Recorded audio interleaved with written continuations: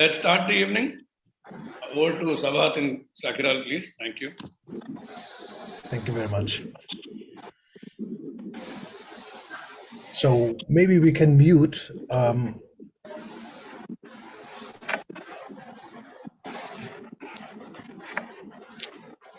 There is a sound coming from the background. Yes, perfect. Thank you very much. So, hello, my dear friends, colleagues, visitors, Professor Somesh Singh, the IDC initiator and founder, Mr. Christian Kirsch, Secretary General, Mr. Ramesh Prasanna, and the international Amphiktony members. I am Sabahattin Chakral, the Deputy Secretary General of the International Delphic Council. Originally, I'm from Turkey. As a world citizen, I live in Darmstadt, called the City of Science.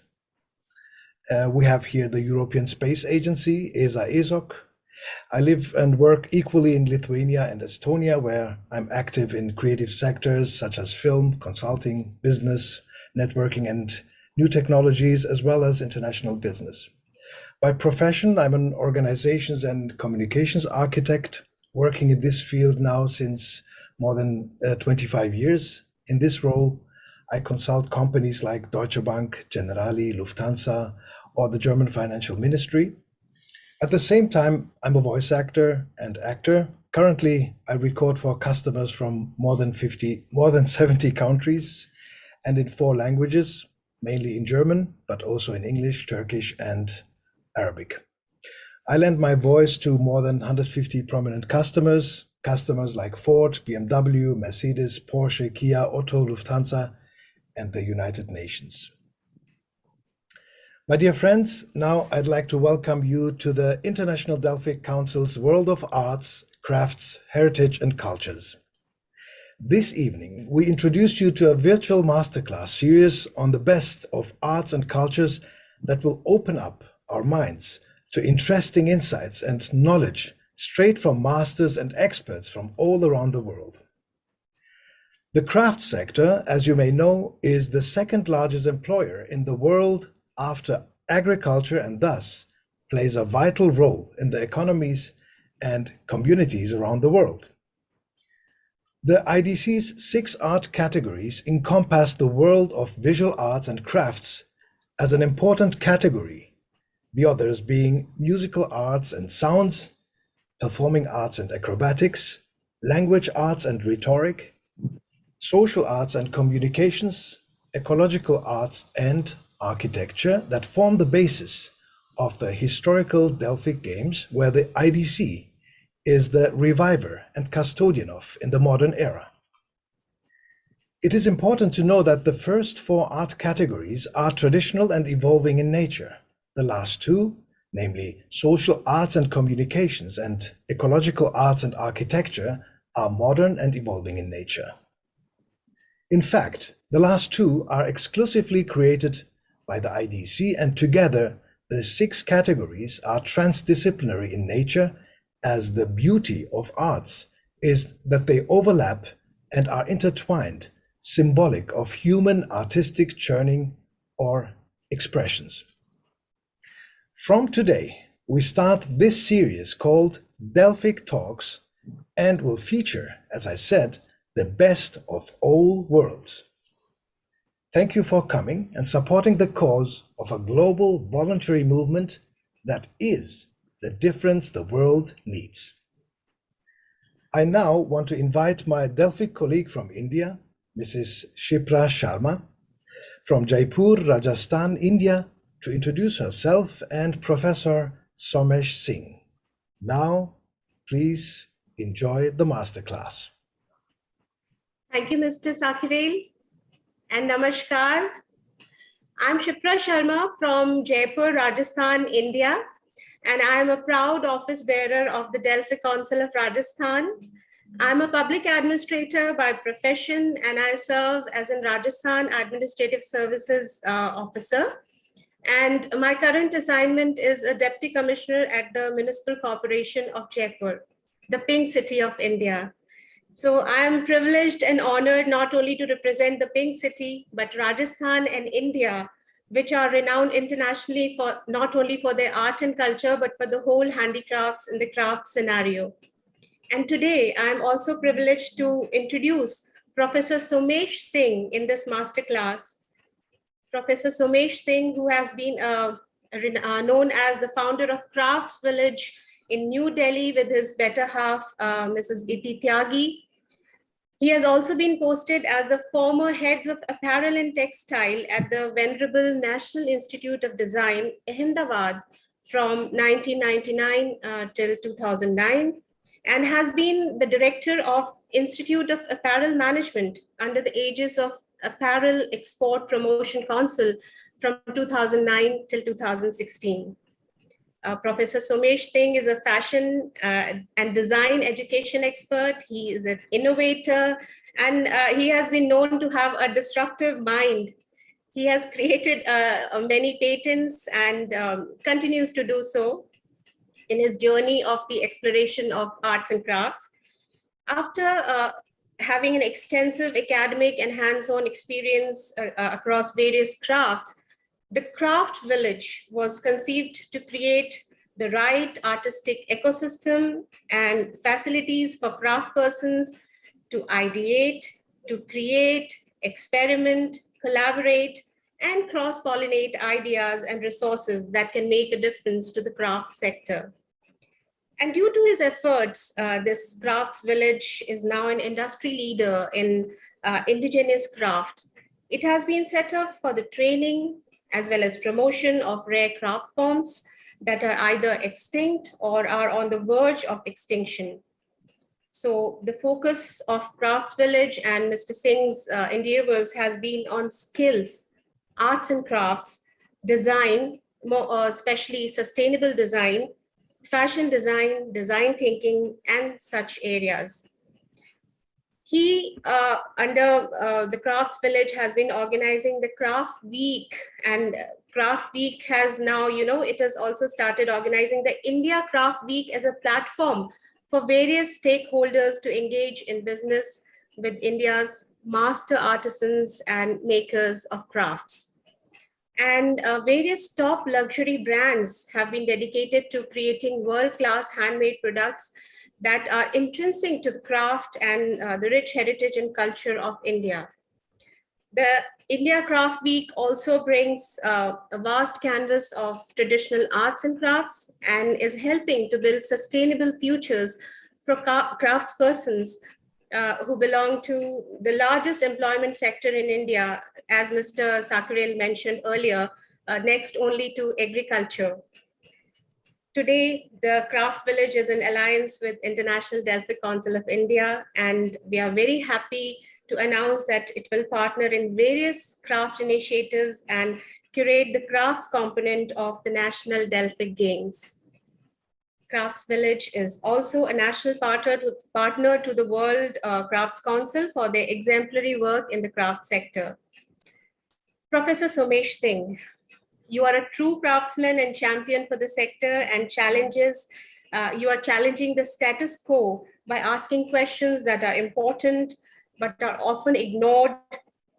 You talk of the deep-rooted ancient moorings of crafts, the circular economy, self-sustaining nature of the sector, but also the struggles that the craftsperson is still facing by being incognito with all the talent and all the backing. But what one can do to elevate the ecosystem is something that has been brought about to the fore by you and your Craft Village. So today you are going to take a journey of the discovery of the Craft Village. And at the end of this journey, at the end of this masterclass, all of us can ask questions by raising our hands. And I'm sure Professor Singh will be happy to indulge. So welcome you, Professor Somesh Singh. Over to you now. Thank you so much. I'm truly honored, to be part of IDC's endeavor of, of global dialogue, which has started. And thank you so much Sabateen, thank you so much. Krish, thank you so much, Rameshji. Thank you so much, Shipraji, for setting the stage. And thank you all. Thanks to all the Delphic members, whom I see always very excited. This is one group, which I've seen full of excitement. And that shows that, I remember Jawaharlal Nehru's quote that there is a bliss in this dawn and to be young is very heavenly. So, it reminds of, the group which is so young and dynamic. So, interesting introduction. And my discussion I'm going to do in 3 parts. One on a personal note about my own advent, with this entire sector of craft. Second, a bit of, as my title says, that the crafts that you never knew, right? So that is the second part where I will show you a few, videos which will help you to understand that, okay, what kind of diversity of craft is existing in this world. And, we are really not aware about. And then the third is, which captures a bit of, roadmap in terms of, what current situation is and what we need to do. So a little bit of, personal, little bit of things which we, need to know. And then also at the end, what are the direction? If we are talking about the problem, we also should talk about the solution. That's very, very important. Otherwise, problems are always discussed, but at the end, there is no solution.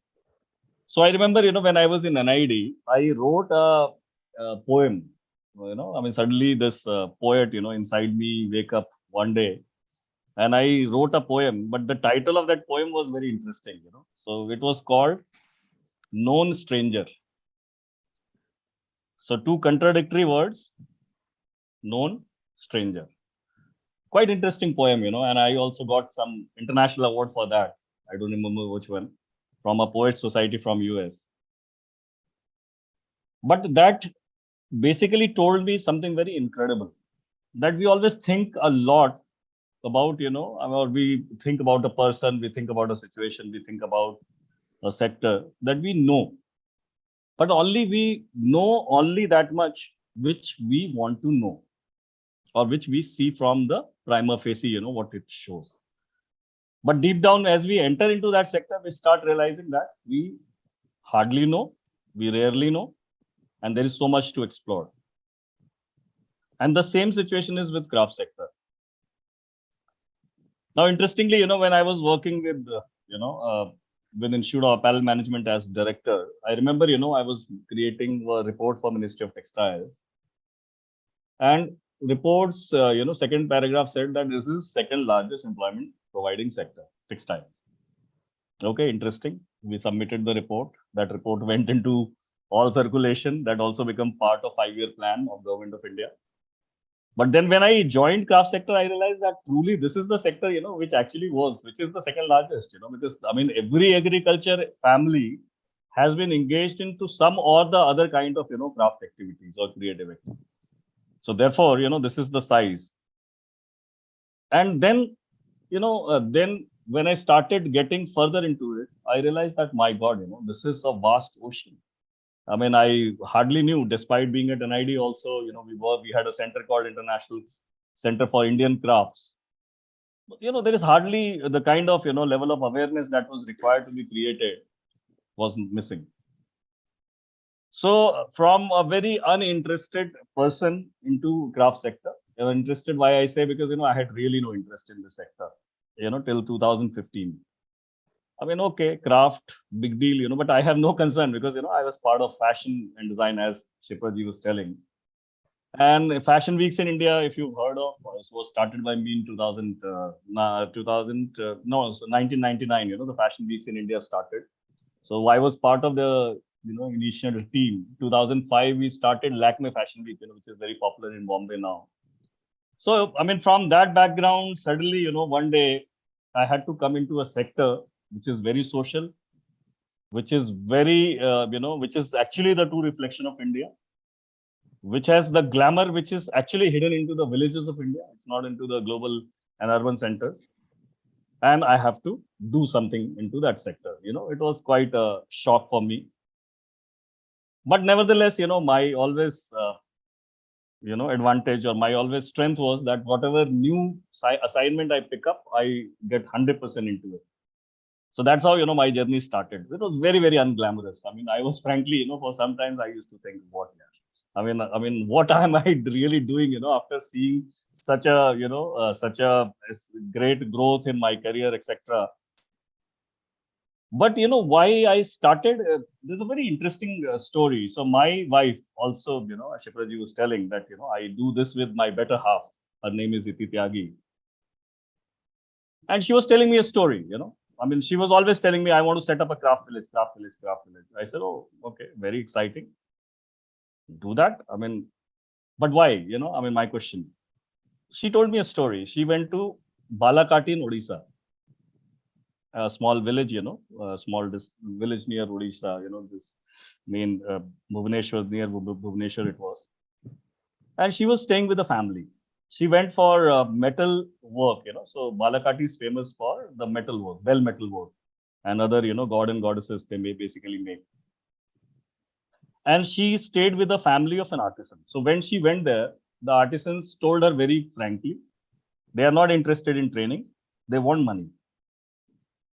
So if she can give her some money, give them some money, they are interested, otherwise they are not interested.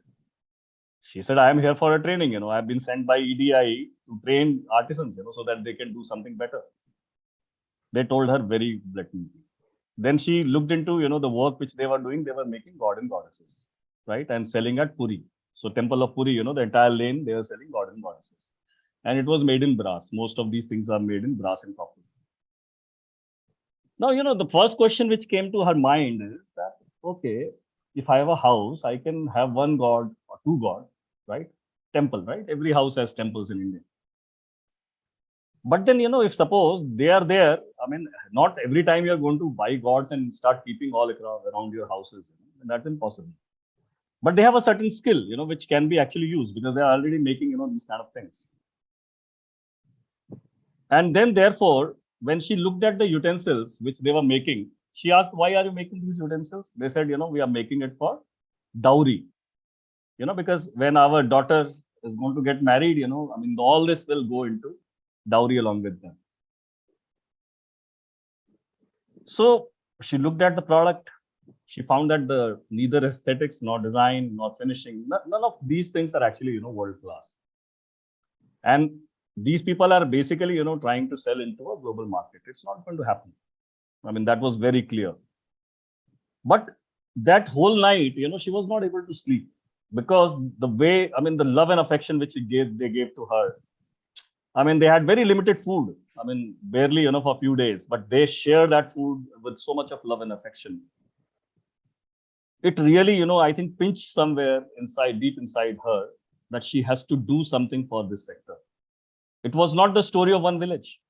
It was not the story of one night. It was story of every single artisan into the country, which is facing a situation like that. And then, when she came back, she told me this entire story. And she said, I'm very disturbed, because I have to do something for this sector. And I'm not realizing, what should I do? I said, what do you see as the problem? She says, there is a lot of demand, but there is a lot of supply, but there is no demand. So back end, everybody is working back end. Everybody is going to villages. Everybody is going and training artisans. Everybody is doing everything there, in villages. But at the same time, cities, I mean, which basically consumes the global population that consumes these kind of craft are moving away from these kind of products, these kind of narratives, these kind of ideas, these kind of, rituals, these kind of, things which is there. So the problem is the gap is increasing between the demand and supply. And as a result, supply is increasing, demand is not there. And if there is a demand, these people don't know what to interpret, what to create as a product so that the demand becomes much, much, much higher. So that was the story, that was her finding. And that was way back in 2006, I'm talking about. That incident happened in 2006. So we started hunting land. We started looking at, places in Ahmedabad. We said, okay, let's buy a few acres of land and we will try and set up, and we looked at a location which is near airport, so that a global community, global people can really come in and then have interface between the artisans and those kind of people. And that's how the dream, which was seeded in 2006, actually in 2016, 10 years later, we founded Craft Village. So the point I'm trying to make here is that, one night, one incident, one thing in life could actually shake you to do something, which basically goes very long way. And when we started Craft Village in 2016, every year we added a milestone to the Craft Village, which is there, which is in terms of, looking at what was missing. So we created those milestones. So this is, how actually, I came into this entire, world of crafts. That's how I actually entered into the world of crafts in 2016. And, my interesting introduction happened with the first craft I remember.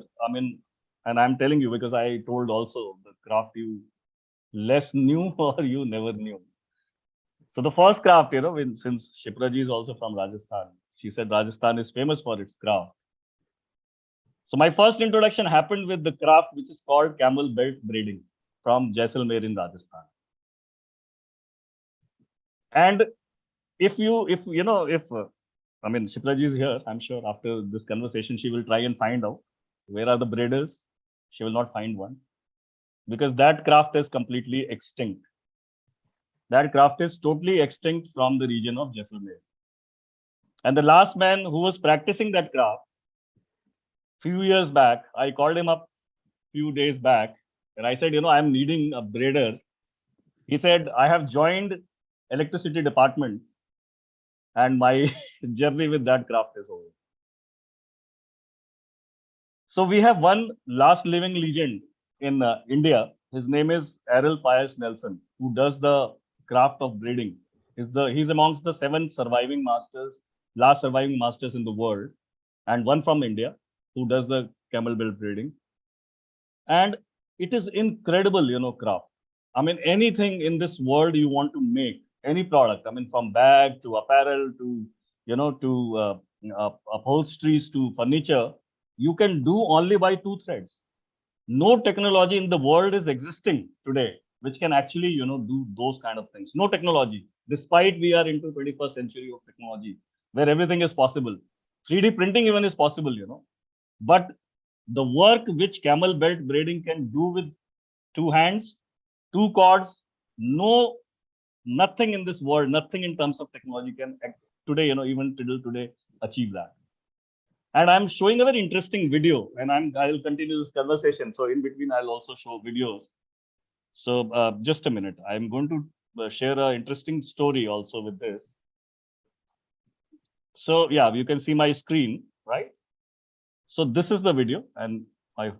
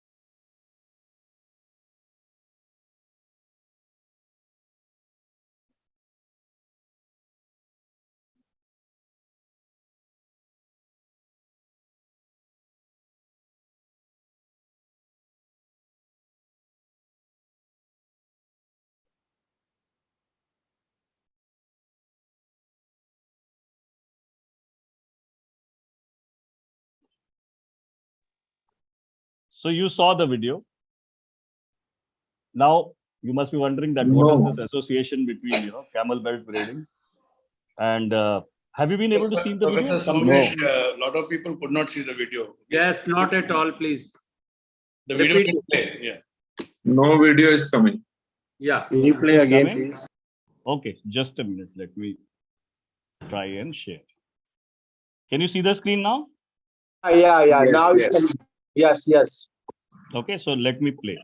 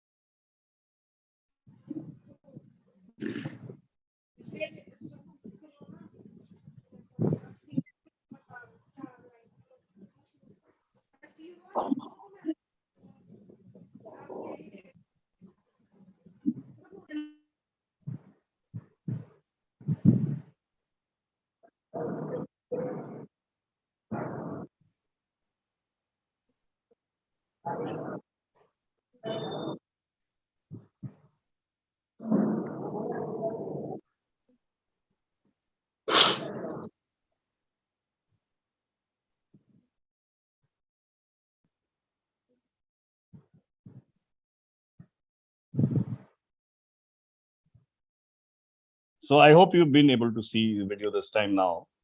Yes. Now, That was fascinating.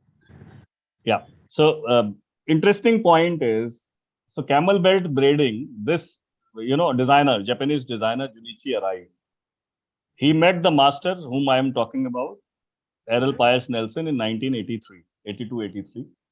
And he learned camel belt braiding from him at an ID. And interestingly, what happened is when, this crisis with, Bridgestone happened in Japan, a lot of, steel waste came in. Lots, in fact, I mean, there was so much of, return of tires that happened. So this gentleman, Junichi Arai, who learned camel belt braiding from Jaisalmer, of India, adapted this and used this to create cords, which was called as Alpha Tex, right? Which was made from steel. All these, yarns were completely made from steel. And then this entire cords, these entire, threads that was being developed during this process was later used by NASA for aerospace engineering. So imagine a craft. Imagine a craft, I was talking about extreme craft from Jaisalmer. A person learning from Japan, adapting that into a completely different industrial use, which we could never imagine in our life that a craft from India could do magic to. And today NASA uses it. In all the aeronautical suits, you use this particular material. So the point is, what I'm just telling is that many times we think, that crafts which are very primitive or which is on the verge of extinction, which has no application for future, if you look at, it has impeccable application to the future. And the kind of problems it can solve, nothing else could, actually solve those problems. So this was just an example, camel belt braiding. It's very important. This is there. Now, in terms of, so this was my first introduction to the craft in 2015 when we started Craft Village. Camel belt braiding, the master came, he started. My second introduction happened with kalamkari. Now, people from southern part of India, if they have joined this discussion, everybody is aware of kalamkari. What big deal? There is a big deal. There is a lot of big deal, that happens. But the point is, if we know about that, we will then understand. Have you ever looked at the kalam of kalamkari? How many of you? Can you raise hands if somebody's looked at it carefully? No, I don't see any hands. Yes, many of us. Okay, fantastic. So kalamkari's pen, if you look at, it is one of the most well-designed, ergonomically designed columns in the world, where you have a bamboo, you have a length of bamboo pen. On the top of it, you basically, on the top, you do a hub of wool. And that wool absorbs the dye. When you press on that wool, that passes through the linearity of bamboo and then, then passes on to the textiles. And another interesting fact is that they use kacha doodh for color fixation. That is, when you look at any kalamkari, authentic kalamkari, stuff, you will have a huge smell of, kacha milk coming from that. So look at, what does it tells you? I'm talking about, of course, the engineering part of, the way they develop kalam or they fix up those colors. But I'm also talking about something, which is more than that. Sustainable practices. World is today talking about sustainable development, sustainability, climate change discussion. People talk about sustainability, all over the world. Have you looked at our own culture practicing sustainability for thousands of years? They use all processes, all methods, all material, all media, which are 100% sustainable, which does not damage any of the planets, any of the planet Earth, which does not also damages the skin of people, who are making it, who are actually doing it. Why? Because the point is, in name of sustainability, in name of circularity, in name of organic, in name of, all these kind of things, we have really not put across case studies, citing that what actually our textile heritage has been able to do this for, thousands of years. So it is important that, when we talk about, such things, it not only brings engineering marvel, in craft, I have always a very big issue when I deal with craft with two things, one, it is considered decorative. And the second part is that we always talk about skills and techniques. I mean, is that the only craft? I mean, this is what the craft is. Does it not have science? Does it not have engineering? Does it not have technology? Does it not have, management lessons, which is coming out from craft? If you look at, craft sector, it brings all these kind of things. And in one of the very, impressive papers, which was written by one of the Harvard professor in 1987, called Professor Henry Mintzberg, the article, the paper, which was published in Harvard Business Review then, was called Crafting Business Strategy. Crafting Business Strategy by Professor Henry Mintzberg. And that was first paper in the world, which talked about that CEO of a company, chief executive officer of a company, needs to draw lessons from a potter of creating successful strategies to run a company. And that entire paper is with me. I will be very happy to, share, this with all of you so that you can read and you can go through the entire article, entire paper, which is done by him, which talks about that. And, this was very interesting, Jugalbandi. Jugalbandi was, his wife was a potter. And he used to observe her day in and out, and see that, what interesting strategy, it can be really adapted from that. So the point is that, craft is not just about, aesthetics, not just about decorative products, not just about techniques and processes. It is much more than that, which we have not explored. And, I'm putting these trigger points in all of your minds because all of you are very, very esteemed individuals. You have also a great ability to think beyond a certain point. But these are important seeds. If I don't sow in your head today, you will not be able to see craft beyond, certain things, which is being shown to us for centuries. It is not. It has so much of, interesting applications. And I'm showing an interesting video, which is from South America, where you will see that how people are using seawater to generate electricity. It has also come from a traditional craft. So allow me just 1 minute. I will just open this up. Can you see my screen? Can you see my screen, please? Can somebody confirm? Yeah. Screen we can see. You have to switch on. Okay. So 1 minute. Video, can you see? No. No, we can't. Okay. Just a minute. Now? No. Okay. 1 minute. Now, can you see 1 minute? Screen sharing has been stopped. Okay. Let me share again. Can you see now, please? Yes. Yes. Okay, great, great. All right.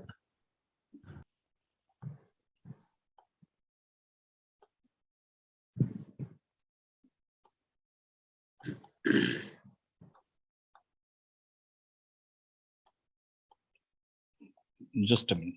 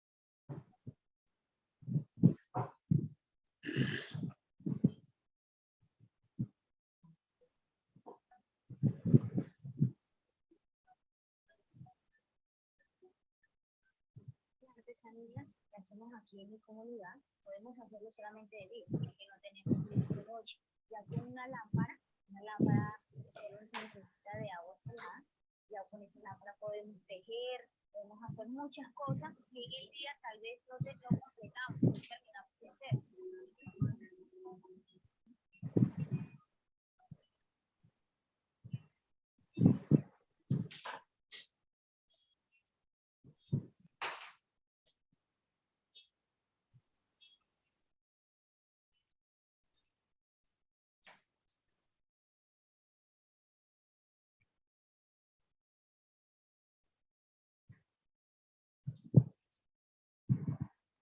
You've seen that, how from indigenous craft, the electricity, device that is being developed, and a lot of, South American natives are actually using this. The point is, when with modern technology, if there is a huge advantage, there are many things also which we don't know. And I remember, so interesting, thing which happened is that in 2016, we had an artist who visited us from Netherlands. Her name was Natalie de Koning.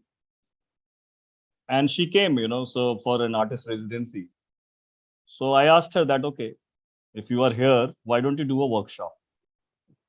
She said, fantastic, I would love to do a workshop on Bosel Brie. So, as usual, how we have built a tendency, I jumped on to Google God and searched Bosel Brie. So Google God said, no search results found. I went back to her. I said, maybe there's a spelling mistake. Can you please check the spelling? I tried to put 3 times, but it says no search results found. She said, no, spelling is correct. I searched again and the same answer was basically received. Then I realized, that day made me realize something very, very important. There are so many crafts in this world, which even Google does not know. Forget rest of us, Google at least have answer for everything, but look at this Google guy, the poor man, he's not able to even find one simple, craft from Netherlands. And then, this lady, we had a very interesting conversation. So I said, what is this? You please tell this about this craft. She said it's an embroidery, which was done in one of the villages in Netherlands. And the embroidery was used to join all the different parts of the garments to create a garment. How beautifully, there was no sewing machines. There was nothing, which was in existence at that point of time. So Bosel Brie was the technique, was the embroidered form through which basically the entire garments were basically, garment parts were joined together. So with great, difficulty, I could really find a bit of, material on that. And again, as we are moving with, so many visuals, this also I would like to, show you. Just give me just a minute. This is also quite interesting. So you will have interesting idea of, okay, so yeah, here it is. Now you can see my screen. Let me now open Bosel Brie. So just a minute. Can you see my screen? Not yet. Screen, yes, but you need to play the video of the image. No, but okay. That's what. Can you see now? Yeah, screen is available. The video is not playing.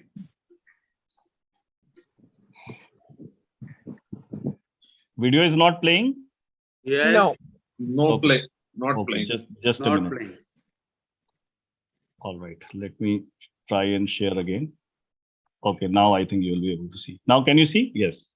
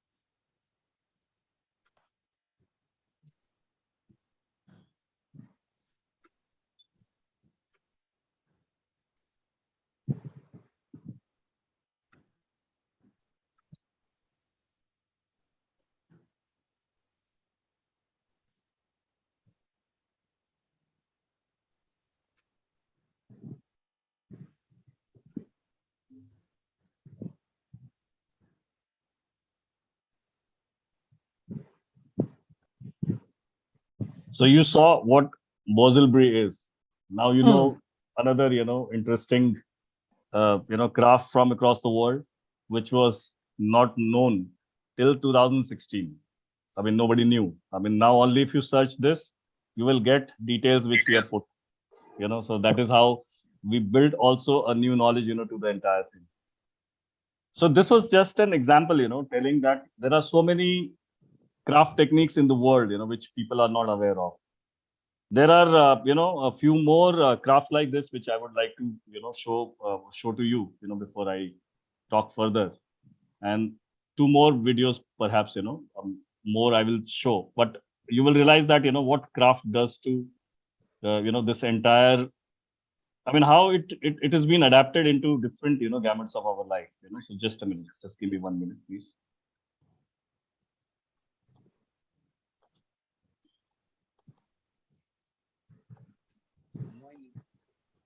So this is one of the most interesting examples of, how craft has been able to save lives of thousands of children, right? And it has been one of the most, interesting experiments in the world, which, I mean, nobody has seen so far. So if you are able to see my screen, then I can play. Somesh ji, can you see my screen? Yes. Yes, I can. Okay.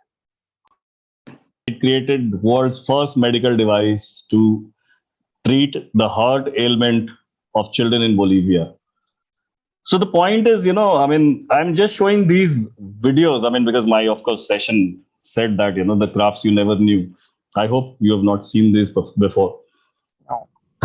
But yes, so the point is that the diversity of traditional knowledge, the things which are in existence are simply incredible.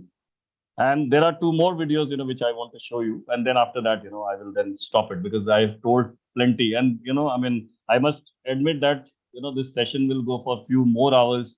And, I mean, so, I mean, today I don't want to bore all of you, with too much of discussion, but want to show you, actually the things which I talked about.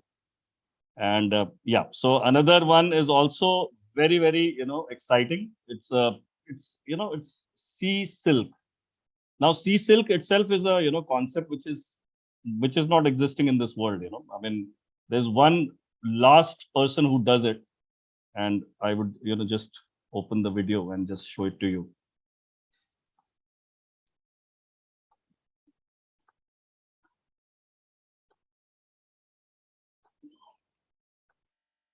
Yes.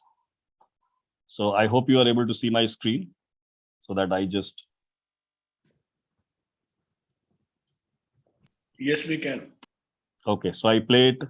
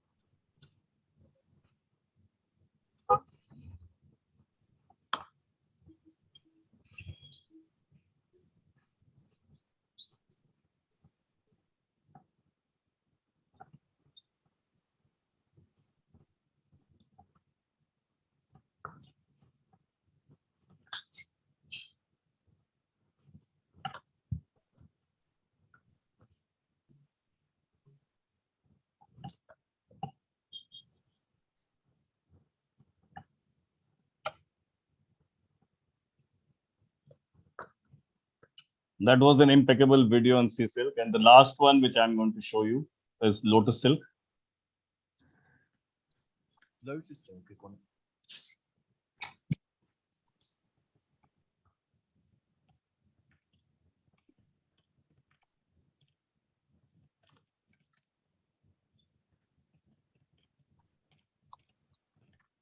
the rarest fabrics in the world. Produced only in small scale across Cambodia, Myanmar, and more recently Vietnam, This natural fiber is only extracted by a few skilled craftsmen across the world. But making this silk isn't easy. Extracting enough lotus silk for one scarf can take 2 months, and the final product can cost 10 times as much as regular silk. So just how is it made? And what makes it so expensive?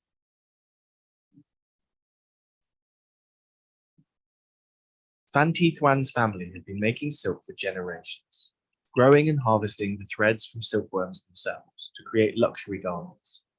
But making lotus silk is different. Silk usually comes from silkworms. They're kept on wide trays and need to be fed almost 24 hours a day for bulb reviews.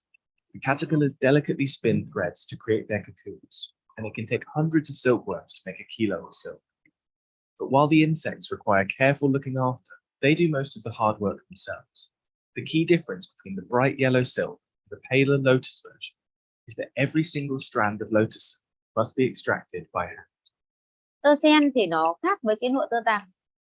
Là tơ sen thì mình phải rút sợi tơ nó là thân mộc. Và sợi tơ tằm cho nó có cái phần cứng hơn cái sợi tơ sen là vì nó nhờ vào cái nực của con tằm, nó qua một cái tuyến keo của nó rút từ ruột nó ra, cái là nó có cái phần mềm mại và có một chút co giãn. Còn tơ tằm thì nó bóng sang trọng. Tơ sen là quý phái. Each thread of lotus silk starts with the stem of the lotus flower. The lotus is Vietnam's national flower and a plant that's grown across the country. While this fabric has been made for years in Myanmar, Phan Thi Thuan only started experimenting with this fiber in 2017. Với chúng tôi thì tất cả đất nước Việt Nam, nhân dân Việt Nam là ai cũng rất là quý cái bông hoa sen. Tất cả nước chúng tôi là rất là nhiều người trồng sen. Nhưng mà bao giờ cũng chỉ có thu hoa sen, thu hạt sen thôi. Còn cuống sen là vứt ra, nó rất là bẩn. Khi mà người ta gợi ý cho tôi làm tơ sen thì tôi thấy có lợi. Cho nhân dân, cho nông dân thì tôi nghĩ là tôi có khả năng làm được thì tôi sẽ quyết tâm tôi làm. Once the stem is selected and picked by hand, the silk inside can be extracted. Each stem contains a minuscule amount of thin, sticky fibers, which must be rolled together and dried. The threads need to be processed within 24 hours while they're still wet, otherwise they'll break. And so harvesting has to be done each day. And the lotus plants are only available to harvest between April and October. Once you've gone through the hard work of extracting these fibers, they're incredibly delicate too. Bước đầu là tôi chưa nghĩ đến làm tơ sen, thì tôi nghĩ là tơ sen thì nó mỏng manh mà làm thì nó rất nhiều công. Sợi tơ tằm thì nó dai hơn cho nên là có thể dệt được bằng máy, còn sợi tơ sen thì nó không có độ dai như sợi tơ tằm cho nên là phải dệt bằng tay. Cái thời gian của cái việc lấy sợi là lâu nhất. Còn khi mà đã lấy được sợi rồi, cho vào máy dệt rồi thì nó cũng nhanh hơn nhiều, bởi vì tất cả bao nhiêu công đoạn để lấy được sợi thì một người lao động làm một ngày được 200 đến 250 cuống sen. Còn cái khăn rộng 36 cm, dài 1,75 m thì hết 9.200 cuống sen. Thì một người phải làm một cái khăn đấy là phải mất 2 tháng mới được một cái khăn.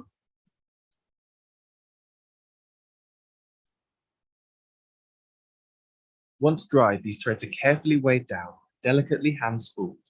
Then they're put into the loom. These fibers are fragile, but once woven, can be as durable as traditional silk. Phan has a team of 20 workers creating these fibers each day, allowing them to produce 10 to 20 scarves each month. But when a 25-centimeter scarf can sell for just over $200, the hard work is worth it. The final product is unlike any other fiber, soft like silk, breathable like linen, and slightly elastic. These luxurious traits have made it popular with tourists searching for rare souvenirs. It's also recently been picked up by international fashion brands searching for a new luxury fiber. But its scale has been limited, as there are still few trained in the making of these silk threads. But despite the work involved, Phan Thi Thuan is hoping that this skill could one day grow to become a larger industry. Tôi dạy rất là nhiều, nhưng mà dạy những người lớn tuổi cũng nhiều. Những người lớn tuổi họ sẽ không có cái sự sáng tạo, không có đam mê, mà không có cái làm thì nhanh bằng những thế hệ trẻ. Cho nên là 2 năm 19, 20 này là tôi đã dùng các em học sinh trong những dịp nghỉ hè là tôi dạy các em mỗi năm là dạy 100 em, thì là nhìn thấy cái thế hệ tương lai đấy nó mới phát triển được tơ sen thì chúng tôi. Nhưng mà tôi chỉ mong là nhân dân Việt Nam và những thế hệ mai sau nó sẽ giỏi hơn chúng tôi, để nó sẽ có những cái cách làm khác đi, để nó sẽ làm được nhiều hơn, nhanh hơn.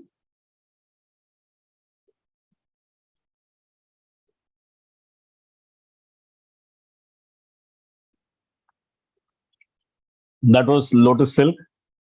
And this particular, thing, I had to search, because when I went to Kashmir, I was looking at Dal Lake. And I realized that there is a machine, which is cleaning Dal Lake all the time and taking off all the lotus and dumping on the sides of the river, sides of the, lake. And we are actually, in the process, we are generating waste and waste and waste. We are generating pollution. And look at, this kind of technique, which has been in existence in our culture, as a craft, where the raw material is free. The raw material is completely free, given by nature. You only needed a skill or a know-how to convert them into a piece of textiles. It is very much in existence in Southeast Asia. I mean, from Vietnam to Burma to Thailand. There's a lot of, countries actually, practicing this. But India, if you look at, it's again a lost technique, There are hardly 1 or 2 people who have started to revive in Northeast, who have started to work with, lotus silk. But this is completely, completely gone missing. So my point is, there are hundreds of videos like this, and time will be less if you started, talking about, the crafts you've never heard of. And you will realize that, of course, you've not heard of, 90% of it. You only know 10% of, what is actually existing in this world. So my point is, that look at, in everything you saw the iota and idea of sustainability.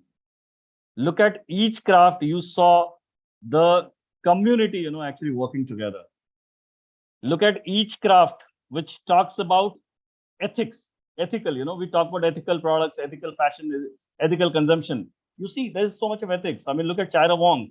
Her family has been practicing sea silk for 25 generations, but they have not taught anybody beyond their family, just because they know that the moment it is commercialized, people are going to destroy the entire ecosystem of the ocean where it actually originates. So much of, lessons in terms of sustainability, ethical consumption, ethical making, to organic life, to everything, which is there in our craft system. And there's so much of science, besides all this. I mean, there's one example which everybody knows about is, Telia Rumal, Pochampalli. And if you look at that, that fabric itself, that fabric is considered the first waterproof fabric ever evolved or ever made in this world. I mean, by using, oil, sesamic oil to dip the yarns into, for 15, 20 days and then weaving the entire textile. And why sesamic oil? Because, it used to also protect the wearers, the fishermen and the fisherwomen who used to go into the sea from the insects and other things. Look at the kind of science and engineering which is there in our, craft products, which has been in existence, for thousands of years. Or Molela terracotta, for that matter. I was completely shocked, when the artisans in Molela, which is, near Rajasthan district in Rajasthan, told me that they, they also eat the clay from that pond to fill in their, calcium deficiency, which was remarkable. I mean, I could never imagine that, people could really do that and use as a beauty, as a beauty products to an alternative to the kind of temples and everything, they were doing. So the point is, I mean, we've always seen craft prima facie, I mean, this is, I quoted that it is the segment or the sector which is really misunderstood.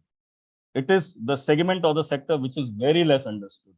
It is the segment of the sector which people have really not done research or creation of new knowledge beyond what prima facie it has been in existence for thousands of years. And if you look at, for example, the documentation, you will realize that, hundreds of documentations are the replica of each other. They are not talking anything beyond when you talk to artisans and the communities into craft sector. So that's the point of view, which when I said, the craft you hardly knew or you never knew, is also a little bit of sarcasm, to this entire scenario, where we say that we know it, but you actually don't. I mean, have you, done a bit of deep diving into that beyond a certain point, you will realize, my God, 99% of it, actually, you don't know. You only know 1%, which you have seen or you've explored, in whatever, time or, interaction you had with these artisans and the craft. So it is important that, our cultural products, right? Craft is a cultural product. Our cultural products has solutions for problems of tomorrow. But it is very important that we must explore and look at, that we must, start looking at these things so that we can solve the problems of tomorrow. And therefore, in fact, today, when I was talking about my own session on LinkedIn, I wrote something, which I would like to share with all of you.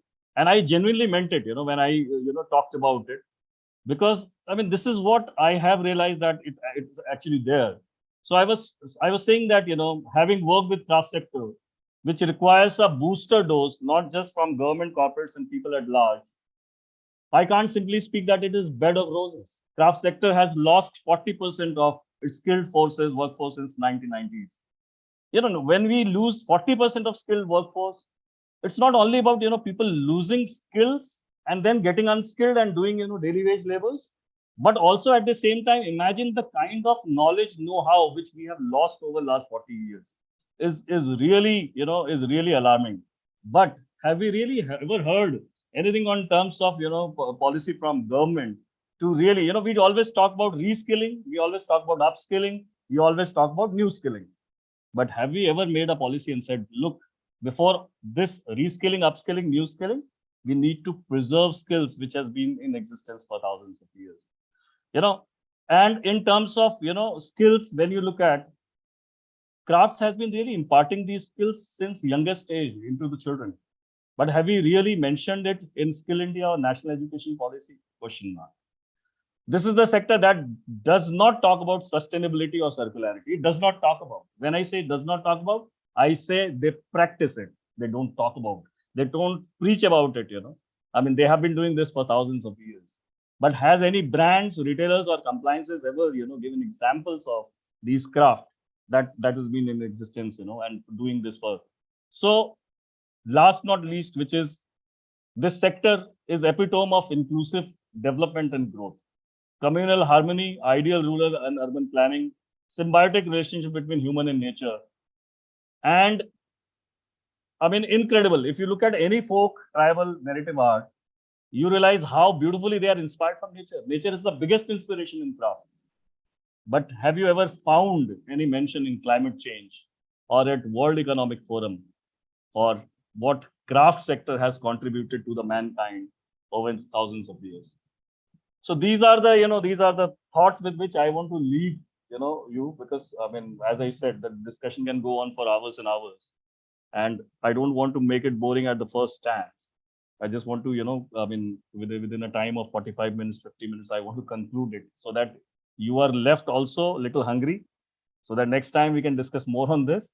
And as the community of International Delphic Council, we have to really seriously start thinking that what contribution or what kind of change or what kind of things or aspects which can bring into Delphic Games itself, so that craft gets the due recognition, the due credit which it has been deserving for a long time.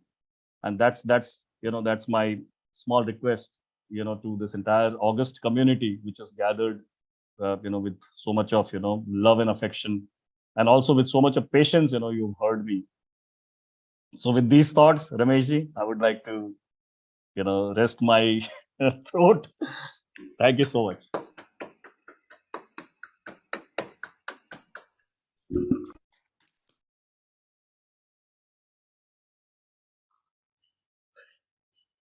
So thank you very much for this wonderful presentation, Professor Somesh Singh. I really enjoyed that because I always loved three terms, which is one is multilinguality and interdisciplinarity. And today in your presentation, I deeply felt especially the interdisciplinary approach, and also the multiculturality aspect. And also when you said we have to preserve things which actually tend to disappear, and you can easily apply to many different areas in life. So we have to act, and we have to act immediately to preserve these wonderful skills. And I think they are lifesavers, as we impressively have seen in one of your videos with the incredible work which is done by ladies with special especially skilled ladies. I was really amazed, and I was thinking that technology was developed in a certain time, and is saving now the hearts and the lives of babies somewhere in the world. And this idea really touched me.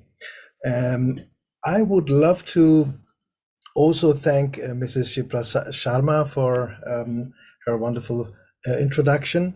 So I would say let's go on with a questionnaire section. So I'm 100% sure that our audience has questions.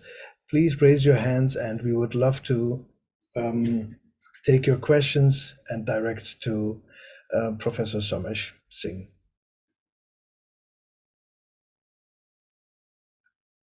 Sriya Guha, please go on. Good evening, everybody, and thank you so much to IDC for organizing this wonderful event. And I hope this is the beginning of a long series of this kind of session where we are exposed to things which we normally don't talk about or discuss or don't learn about. And to see an international audience today participating in the event makes me feel very enthused. Professor Singh, I must say that this has been an eye-opener. I am working for the state of Rajasthan, and as an administrator, I've also worked in the craft sector.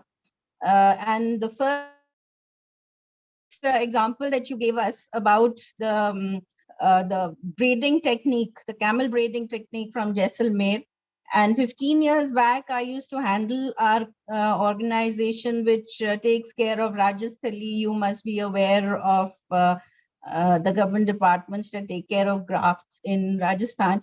But I myself was not aware that this was a technique that was prevalent in that area, because we do see the camels decorated or embellished for special occasions.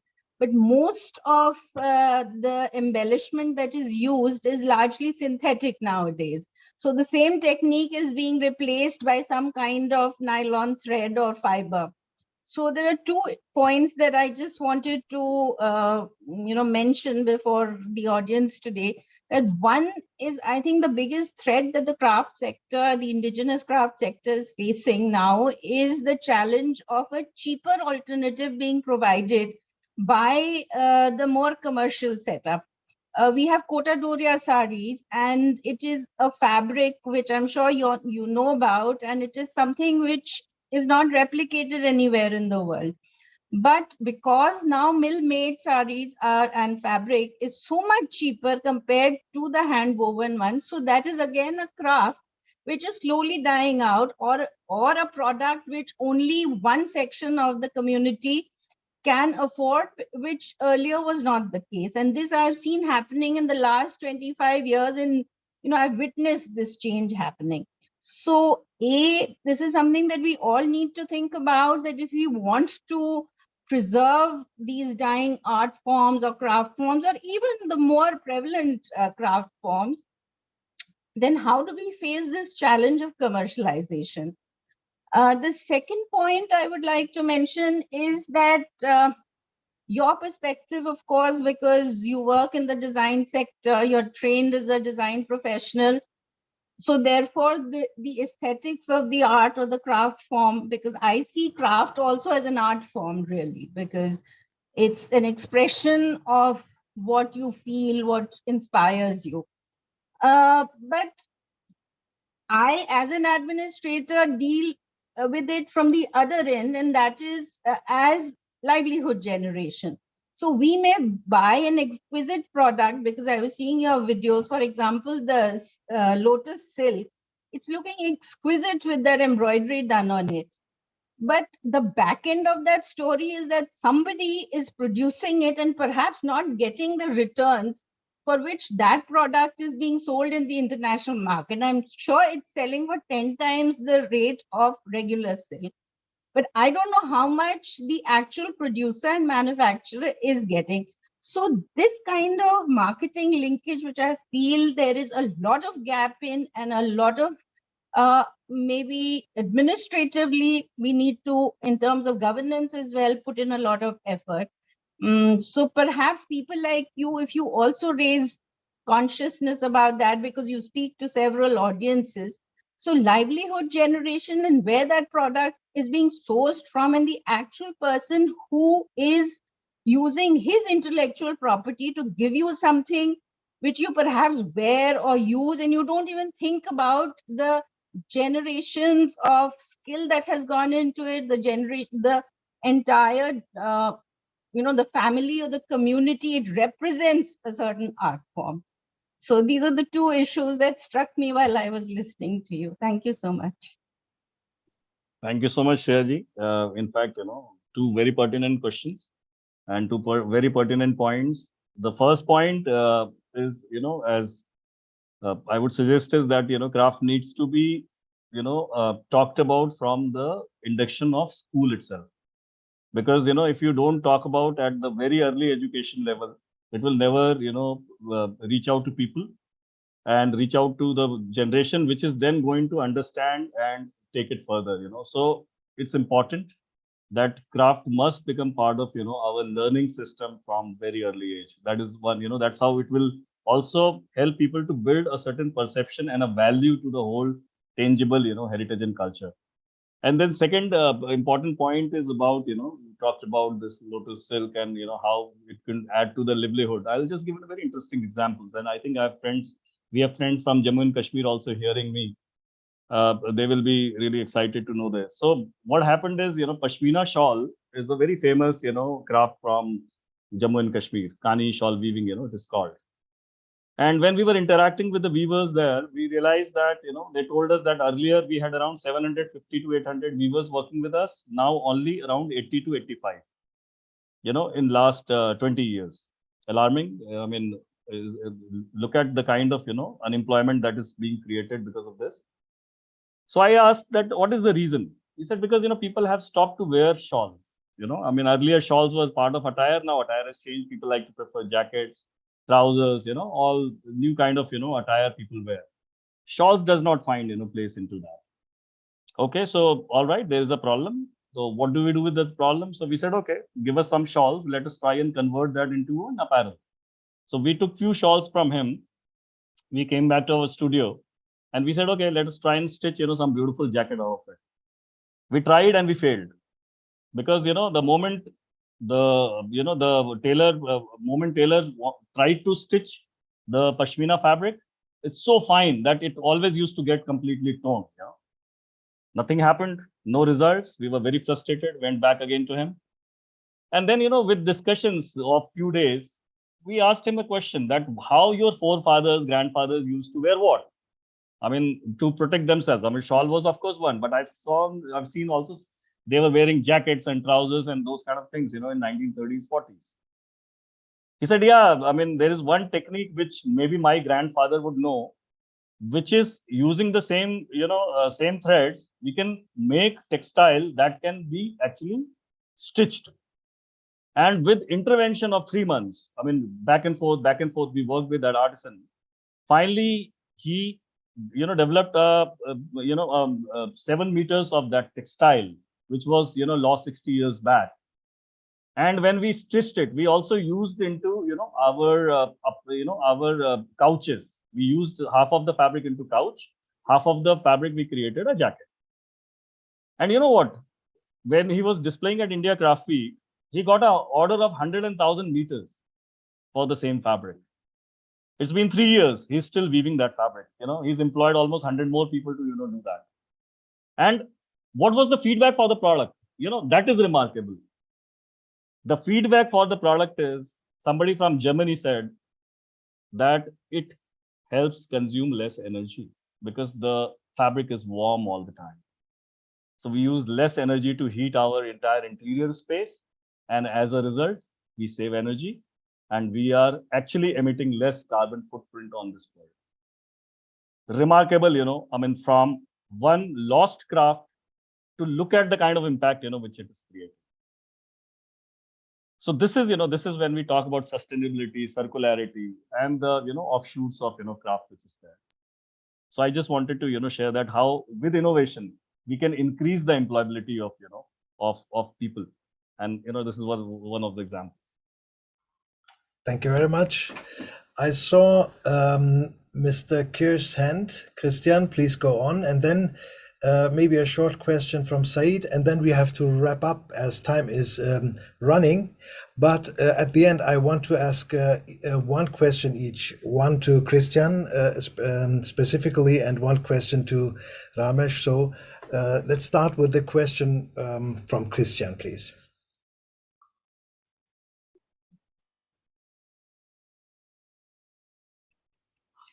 We can't hear you, Christian. I recognize it. At first, Professor Singh, I would like to thank you very, very much for this vivid description, what crafts is all about, what skill could be, and how large the range of crafts can become.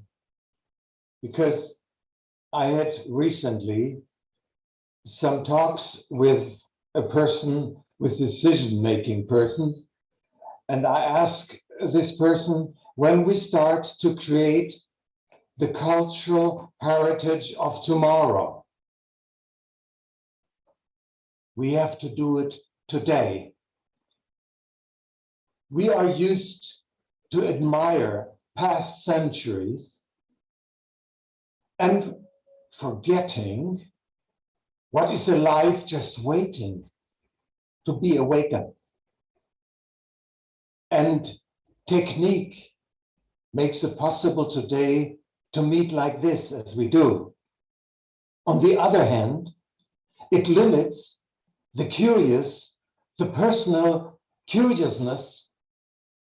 What is about this? And even Google or the very big platforms giving answers or trying to give answers, just focusing on us to the main roads. And that what matters is very often the side road, helping to create new impetus, new thinking. And I realize we have to look to the things we see from an other angle. Otherwise, we're just following the so-called monetary road, which is nice and fine, but makes the rich one richer. I believe the future is sharing knowledge, is sharing skills, and we just have to look back only some 100 years ago, and we recognize there were guilds, specialized first handicrafts, then becoming a good handicraft person, and finally become a master, and above this, in rare occasions, they become artists, and today we admire them as those helping us to create the dignity and the identity which makes us proud today. And if I see this, I believe that it is necessary to sharpen our minds. The Delphic organization has 6 art categories, and all of them have one common base: crafts, skill, curiosity. And I want to encourage you, don't give up to ask questions, don't stop searching, it's important for us to shape the world and to create a tomorrow for future generations. And a lot of answers are waiting for us to be activated. And I thank you very much, all of you listening. What we are doing is shaping today the cultural, crafts, heritage, skills of tomorrow. Let's do it today. And believe me, all of you are much more capable than society very often wants us to be. So thank you very, very much for joining us. We are powerful with arts, crafts, with handicraft, with the music. Every craft needs its partner, its inspiring co-partner, the other crafts like music, dance, and even nowadays, as Sabi said, even modern technology are not just a technology we have to admire. It depends what we do with it. What we do with it. There were times we were proud of a telephone. Today we know it doesn't matter to have a telephone.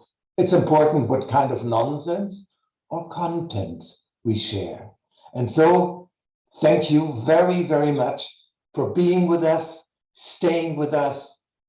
And whenever you come, we are open for future questions. If we don't know the answer, help us to find it together. Thank you. Christian, now that we have you on such a heated level, maybe I should ask the question now rather than later. My question was, can you tell us about your feelings and thoughts about the importance, especially of India under the umbrella of the IDC? Now you have seen this, these wonderful people here, that wonderful vibe, frequency, soul. So what is your thoughts and feelings about that? I believe India, the region, India, is gifted with a spiritual impact, which has one side, the practical sense, and on the other side, the spirituality. And I believe that in our globalized world, where everything is focusing on production, on make it cheaper and not make it deeper and better, but cheaper, we need wise individuals. And wisdom has nothing to do with age.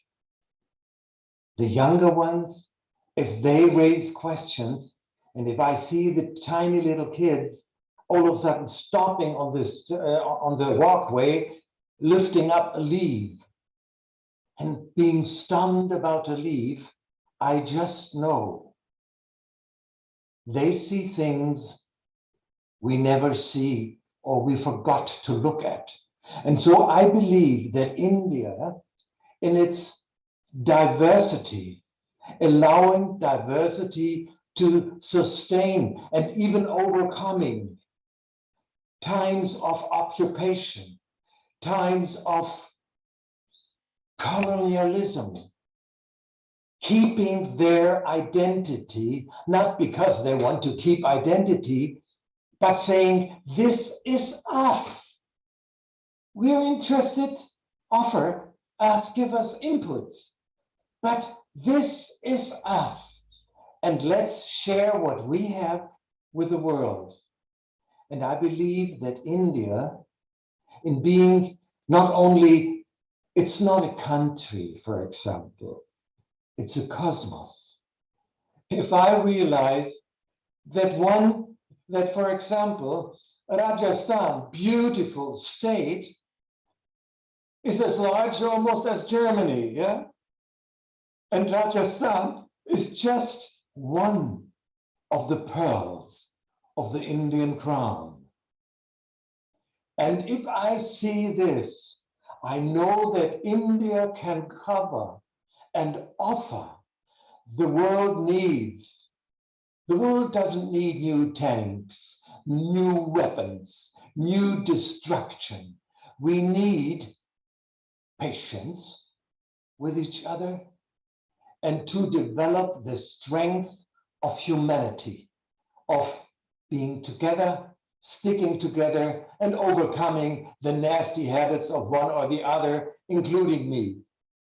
I know we have to learn from each other. And so thank you for the question. And I hope, Sabi, I could answer on one hand my limits, and on the other hand, please teach me and help me to learn more about India, about your dreams and visions, and let's make them a reality together. Amazing. Thank you. Thank you very much, Christian. Wow, that was moving.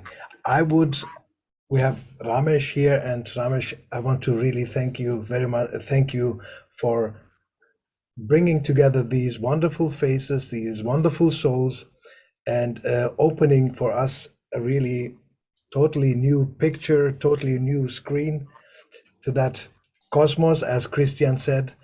And I have a question to you as well. And this question goes like this. How do you think, as the Secretary General of the IDC, about the future of the IDC on a global scale and the role and impact of the young people in the IDC movement? Christian made a reference to the young people. Maybe you can pull that and tell us your thoughts and visions about that. Yeah, so thank you very much. I'll be quick and short because we intend keeping our time. So we are already at 8:30 now. What I would say is that the International Delphic Council has achieved quite a bit in the last 27 years. There's a lot more to do and plenty of things to achieve. In fact, we have very big plans, and all these plans require resources, not in terms of money, not in terms of material. It requires resources in terms of human emotions, getting together to do work together. And I think when human beings come together, there is a lot one can do, because the ideation or the bonding that human beings create, they help each other. You can do a lot. Resources come, money comes, everything comes, and then you create this large movement. So what Mr. Kirsch did and what we are going to do henceforth is the continuity is that he built an organization, an institution, organized the games, told the world what the games are, gave the people a good feel of what happens when cultures and arts come together. What is the kind of, you call it adrenaline when it comes to sports, but it is oxytocin when it comes to arts and culture. It's all about love. It's all about getting together, getting that thrill that you get, which is a non-sporting thrill. This thrill is more soul-induced. And therefore, what can it do to the world? So when we talk about harmony, when we talk about all of that, these things have been achieved, these things have been delivered, shown, this has been showcased, symbolized. And therefore, my take is, we build from now on a movement which is totally people-powered. It has to be a very democratic setup, it has to be people-powered, but at the same time, there has to be method in the madness. There has to be certain structure in the way we go about things, which we've always gone through. But in the case of making it more democratic, still there needs to be a structure. How do we go about doing things? Earlier, we were focusing on the globe as one. We're talking about Delphic Games as the large Delphic Games formats. But now we need to look at countries. We need to look at regions within those countries. We need to look at districts within those regions. And then we need to look at the individual who comes on board. Unless and until you do not have the system of going down to the grassroots, you are not building a grounds of movement. And the grounds of movement is very important if you really want to make a big difference to art and cultures and to any kind of harmony in the world. And I am telling you, see the screen today. I mean, we had over 70 people coming into a Zoom call. The first time ever we are doing a masterclass or anything virtual per se, other than meetings, by the IDC, and having a masterclass. So we chose Professor Somesh Singh because we have an excellent bonding with the Craft Village. He has been a wonderful friend to us, and we've been discussing various options of what to do. And this idea came about that why don't we do a masterclass? And this series is going to go on. Think initiatives like these, then initiatives off the air, which is on the ground, initiatives that already exist, initiatives that are going to come out new. We are going to do all of these things, but everything is going to center around you, me, how us individuals. That is when the movement builds. So to answer your question in possibly one line, this is going to be a people-powered movement, and therefore the impact of people on the global polity, on the way the global, what you call it, arts and cultures work for that matter, and how things are seen, how things are perceived. Everything will change, and everything will become extremely powerful just with all of us here. And there are many more people in the world who are with us. It's just a question of giving the right platforms for everybody meeting together, opening up channels of communication, making friends, cross-pollination of ideas and people. This is exactly what I'm looking at. And that's what I think IDC, is possibly looking at. And this is what we are going to be achieving. Thank you so much. Thank you very much, Ramesh, for wrapping up. And we came to the end, slowly to the end. I again one want or two hands raised. Sorry to intervene. Very quick questions, if they can ask, possibly we can respond back later. But, since they have been raising their hands for a long time, it's just... Yeah, Said, would you like to ask your question? And so do some others. Yeah.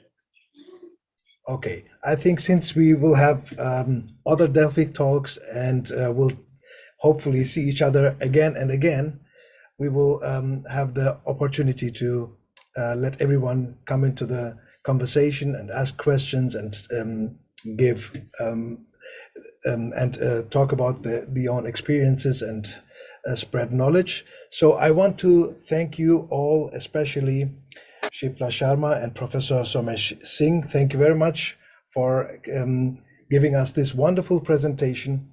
I want to thank all of you, of course, our Christian and Ramesh, you and all our listeners. Thank you very much. And I would say, see you the next time in the next Delphic Talks. Thank you very much.